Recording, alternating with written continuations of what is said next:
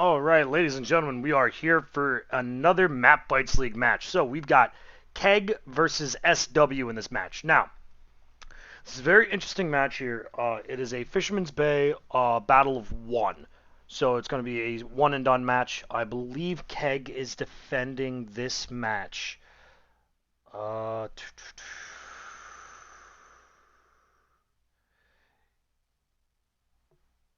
yes, I believe Keg is defending this match. So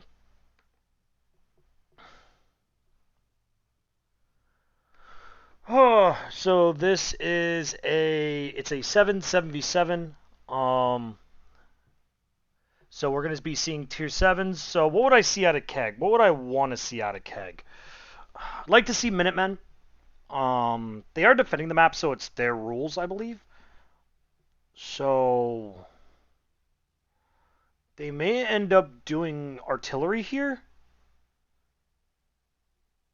Though I'm not entirely sure. Artillery is very odd for Fisherman's Bay because it can either be a great it can either be a great game for artillery or it can literally be absolutely useless for artillery. So I am interested to see what happens. In all honesty, I'm very interested to see how this is going to work. So SW is definitely going to need to press into Keg in order to get the dub here. Keg is very, very good when it comes to defense builds. They lack a little bit of offensive build. So if they manage to win a map, it's very hard to take a map from them. So for most of these maps, at least for non-NBA, because this is going to be an assault style using a standard battle map, I guarantee you that the city's basically going to be unused. The major battle is going to be between the ridge line there on the middle and the EF line. What's going to determine this battle is who can spot the other team first. Right, whose light tank can spot the other team. Now, Fisherman's Bay is an interesting map because you don't necessarily need to use a light tank to spot. You can spot it with any number of tanks. A good medium tank. Since there are several decent medium tanks at tier 7, you can actually use those to spot instead to provide a little bit more HP and a little bit more firepower.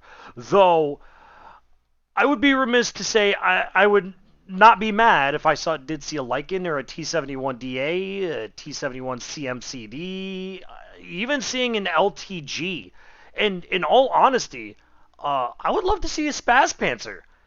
The German Spaz Panzer at tier 7 is, in my opinion, pretty great. It's got decent camo. It's got probably one of the best stock guns for a light tank in the game, hands down. So I believe it is a 75 millimeter. No. Which one is it? So Hawk 12 gets, I believe, the 90 mil. So I think the Spaz gets the 75. But overall, it's not. Yeah. But going off that, I definitely think that both teams need to field at least one light tank. And if they don't field one light tank, they need to have a really good vision-based medium tank. So the French would be pretty decent. The Germans would be pretty decent. I mean, there's any number of mediums at tier 7. The biggest concern that I have is Keg going to be able to bring out the big firepower guns? Will they be willing to risk it all and throw in the Dreadnought and the Minuteman? Well, not the Minuteman. The Minuteman, I guarantee you, there's going to be at least one of those in this game. Minuteman, T29, pretty much the same thing, just one has spaced armor, the other one doesn't. So, but here we go. We're going to see Charlie and the Minuteman, Overkill and the J-Panther, James and the O'Nees, Samurai and the E25, Verified in the Amex Chaffee, Bulldozer and the Dreadnought, Genseleron in the Minuteman, Flirter in the Minuteman, Wooly in the T23E3, Taz is going to be in the IS-2, PB Killers in the Minuteman, Red Demon is going to be in the Panther, and Gridiron in the T29, and Big Crazy Taz, there it is, in the Lore 155-50. So Keg will be defending with an artillery. This is going to be very, very interesting. So they're going to be trying to defend without getting rushed. So thankfully, SW has a fairly slow team. And I'm going to be honest, I'm not actually that big of a fan of the Chaffee. So for those of you that don't know, the Amex Chaffee is considered probably one of the worst tanks in the game. Stat-wise, right, like the bonus-wise, it's a great crew trainer, it makes decent amount of silver, and it makes decent amount of XP. The problem is, stat-wise, tank-wise, it's awful, right? It is an awful, awful tank stat-wise. And the reason why is because it gets compared a lot to the Lycan, right, which I believe has around 890 HP. The Amex Chaffee has 600, just shy of like 700 HP. So there's a 200 HP difference. That's a 1 to 2 shells. Like literally, that's an additional Oni shell that you possibly could have taken. So we're going to see Keg move over, and it looks like they're going to completely full send the corner here and just hard defend this corner, and they're going to just absolutely... I don't... Technically, this is the right play because they're going to be defending their arty.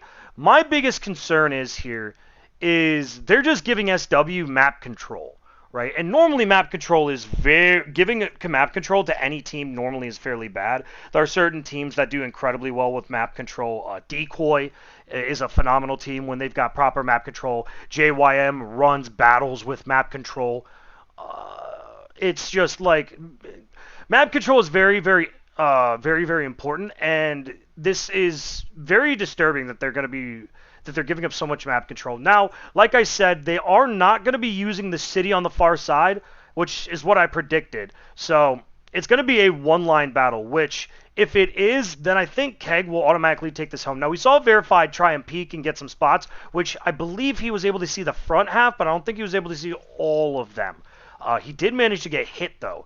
Samurai is in the E25, which is phenomenal on this map. All he has to do is get set up in the bush and get his camo going. And the E25's armor is fairly trolly. He's actually going to get set up in a slightly different position here. There we go.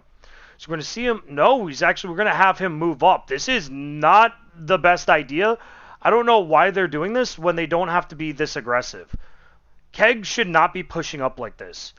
Like, I get it, you don't want to completely give up map control, but now you've completely exposed some of your players, right? Like, he's got so Samurai here has this concealment to be able to stay fine, right, in his E25. The problem is, Red Demon here in the Panther is going to be completely up in the front, is going to be taking the brunt of this damage. He needs to get a really good side scrape action going on. Get those side skirts putting in work. Now, all of SW is on the far side here in the corner. So I'm very interested to see. Now, Keg is supposed to be defending, I'm pretty sure. So they're playing fairly aggressive for playing defense. So we're going to see artillery. There we go. I believe that's Flirter. No, who is that in the artillery? Oh, God, please. Wargaming, just give me names. So it's James Zanoni defending Taz. So Taz is in the arty in the Lore 155. Lore is a really great tank. So, and we're just going to see SW just getting absolutely pummeled. Not a single person from Keg has taken any damage. We've already seen 2 tanks just above 50%, and we're going to see Wooly about 1 to 2 shots from death. So, and it looks like we're going to have someone on the far side over there, one of the mediums. That's going to be Wooly actually slowly start to rotate. He needs to rotate out and try and get a flank. Yeah, this is looking very bad for SW. I'm very concerned as to how this is working. Was not expecting Keg to play this aggressively. Definitely was not expecting to see this, especially when they've got artillery to play this aggressive. So...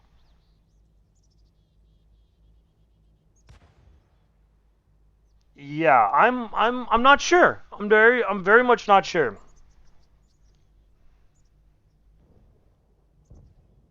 Oh, my bad. No, I read this wrong. No, Keg is attacking. Keg is attacking this map. Okay, and SW is defending. Okay, never mind. I do apologize there. Guys. So, Keg is attacking this map, SW is defending. So, okay, that makes a little bit more sense as to why Keg was so pushed up. Then, never mind, forget everything I said here. Keg definitely had the right idea here. I'm a little concerned, though that because eventually they're going to get bled out, and eventually this artillery is going to need to move in order to be able to get shots. And Samurai is going to get absolutely punished. This was a terrible mistake on the side of Samurai. I don't know why he moved up this far. That was just a free sacrifice. That was a free death by him for the side of SW. Okay. That was a little odd. I'm going to need to see the artillery really, really put in some heavy work here. They need to start absolutely just dominating and throwing shells. They need to start actually knocking out tanks one by one. Instead of getting damage on everyone, they need to hard single focus a single player until he gets knocked out and then move on to the next one. They need to get a decent flank. Now they've got a medium on the far side here. Let me take a look to see who this is. It's very hard to see. I think this is Wooly. Yeah, this is Wooly. Wooly's on the far side. Unfortunately, Wooly doesn't seem to know. They don't know that the James is in the Oni, and he's been guarding that artillery that whole game. So he's gonna be sitting back there waiting for that T-23 to roll around, and we're gonna see Flirter and the Minuteman go down. This is disastrous for Keg here. This is very bad.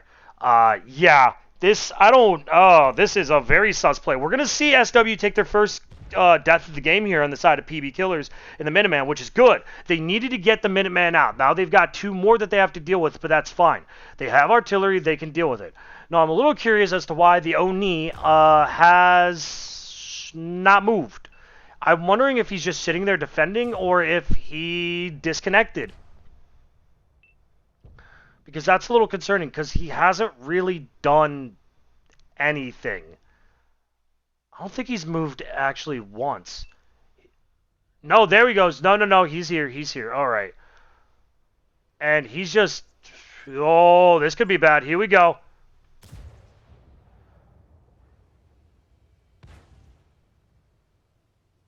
Hold the shot.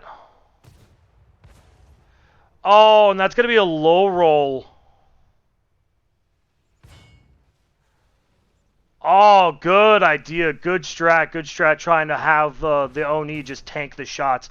Ooh, that's going to be very rough. SW actually lost a bunch of their members right off the rip there at the very end of that skirmish, which I didn't see. I think Wooly definitely need to be on this flank a little bit sooner. And unfortunately was not able to kill Taz. So... And Taz is basically just going to sit right behind, I believe that's James. Yeah, just going to sit right behind James and just be an absolute brick wall. So, and it looks like now we're basically on to a 2v1 here and then the 1v1s. So, we're going to move over here. Wooly's going to have to sit back for a moment. So, currently, we've got Red Demon here in the Panther who's going to take a decent amount of damage. I believe that was from the Minuteman. So, that's going to be a little rough. He may end up losing that. We are going to see... No, that's a Dreadnought. Oh no, where's the Dreadnought? Wait, is that the Dreadnought there? I must have completely missed it. Yeah. So no, that was Red Demon and the Panther over there getting shot up. So Red Demon really needs to get a solid hit. Honestly, they should have probably hardcore focused the Minuteman, because now they're just gonna get taken out here. Red Demon's by himself out in the open, and the Chaffee is probably about reloaded this time. Red Demon needs to be very careful. Dozer taking damage. Dozer's actually going to go down, taking this into a 3v3. This is bad. This is very bad for the side of SW, for the side of Keg. They were up, and then they left them for the 1v1s. Keg is not a good 1v1 team. They should not put their players in 1v1 situations. It will inevitably end them to a loss. Now, thankfully for Keg, they do have a full health Oni sitting in the back with artillery. And I'm a little curious as to... I guess the artillery was a little bit afraid of the person coming back. So, I think 100% they just need to pile up here in the corner. So that way the artillery cannot be shot by either of them.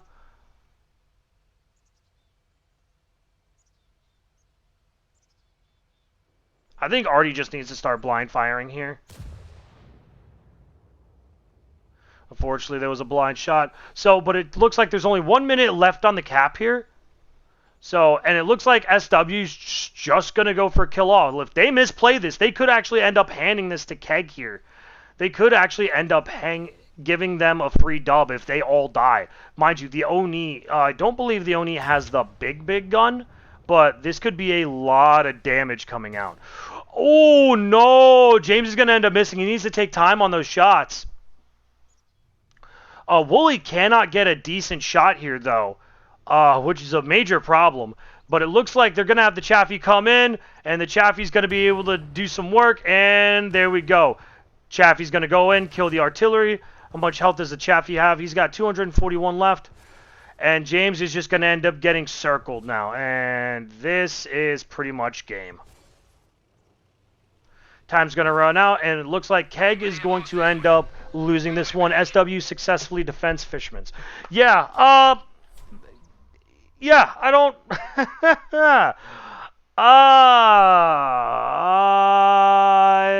yeah. Okay, we're going to go in and go through this real quick. So on the side of Keg, we've got Taz in the Lore 155 with 2 kills, 2100 damage. We got Dozer in the Dreadnought, 1 kill, 1500 damage with 500 assisted. We got Samurai in the E25, 1k damage, 800 assisted. On the side of SW, we got Verified in the Chaffee, 1 kill, 2100 damage. We got PB Killers in the Minuteman, 1100 damage. And we got Wooly in the T23 E3, 1 kill, 981 damage. So, okay. This map could have 100% be won by Keg, right? And I apologize again, Keg was attacking, which is why they were being aggressive, so that makes a little bit more sense now. So, Keg definitely could have won that. Keg 100% could have won that, and I definitely think that they messed up in their moves. They should not have had Samurai be the one to be the spotter. Samurai needs to be there to DPS. The E25 is some of the best DPS in the game at its tier, right? For when you talk about tier 7, the E25 is disgustingly good at just pen, just over and over and over again. With food and premium rounds, yeah, it's a wrap. The E25 can literally pen any tank in its tier with the premium rounds. So, Keg made 2 fatal mistakes here. Samurai going up and dying early, and the Oni not being up at the windmill instead of being in front of the artillery. That way he would have saw the T23 a lot sooner, right? On the side of SW had a fairly clean game. The only thing that I would have said was Wooly lost a lot of HP early, which is why he had to retreat. In my opinion, I think that Wooly straight up should have sent that flank a lot sooner. He paused while he was in the city for a moment, like right on the outskirts of the city on his side. 100% he should have just straight sent it. He should not have waited that long, because that allowed Taz to do so much more damage to the enemy. The other mistake that Keg had was they didn't put themselves in a numbers advantage. They kept going into 1v1s, right?